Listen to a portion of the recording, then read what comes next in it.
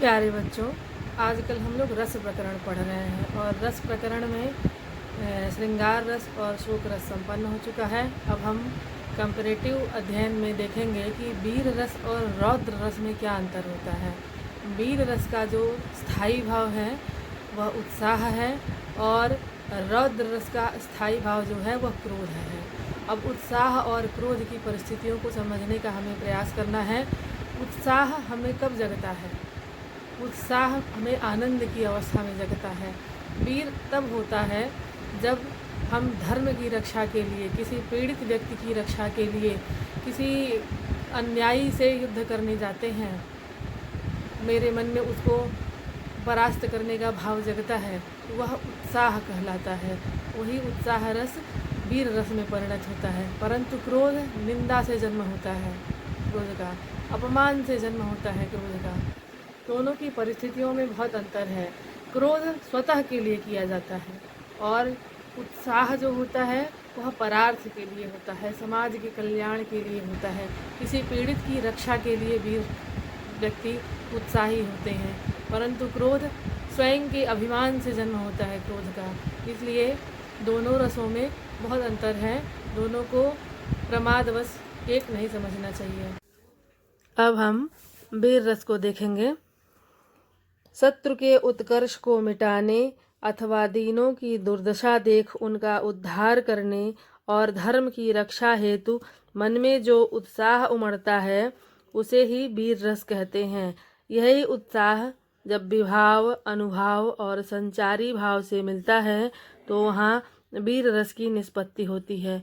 इसका उदाहरण है, मैं सत्य कहता हूँ सखे सुकुमार मत जानो मुझे, यमराज से भी युद्ध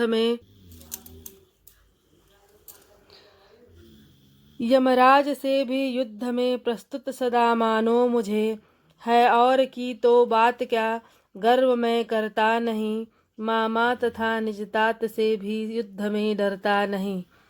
यह कथन अभिमन्यु का अपने मित्र के प्रति है। इसमें अभिमन्यु आलम्बन विभाव है, कुरुक्षेत्र उद्दीपन विभाव है। अभिमन्यु का कथन अनुभाव है, गर्व, औत्सुक्य, हर्ष आदि संचारी भाव हैं। अतः यहाँ पर वीर रस है। वीर रस के उपरांत अब हम रौद्र रस को देखेंगे। जब कोई व्यक्ति या पक्ष आपको बुरा भला कहता है, अपमान करता है अथवा आपके किसी आत्मीय की निंदा करता है तो उससे जो क्रोध उत्पन्न होता है वही रौद्र रस है। रौद्र रस का स्थायी भाव क्रोध है। इसमें क्रोध के कारण मुख लाल हो जाना, दांत पीसना, शस्त्र चलाना आदि भाव उत्पन्न होते हैं। जब क्रोध नामक स्थायी भाव विभाव, अनुभाव और संचारी भाव से मिलता है तो वहाँ रौद्र रस की उत्पत्ति होती है। रौद्र रस का उदाहरण है, अस कही रघुपति चाँप चढ़ावा, यह मत लक्ष्मण के मन भावा, संधानेहु प्रभु विशिख कराला, उठी उदधि उद अंतर ज्वाला। यह रामचंद्र जी द्वारा लंका पर चढ़ाई करने जाने हेतु समुद्र से 3 दिन तक विनम्रता पूर्वक मार्ग मांगने पर समुद्र द्वारा टस से मस न होने पर उसको सुखाने हेतु बाण संधान किए जाने का वर्णन है।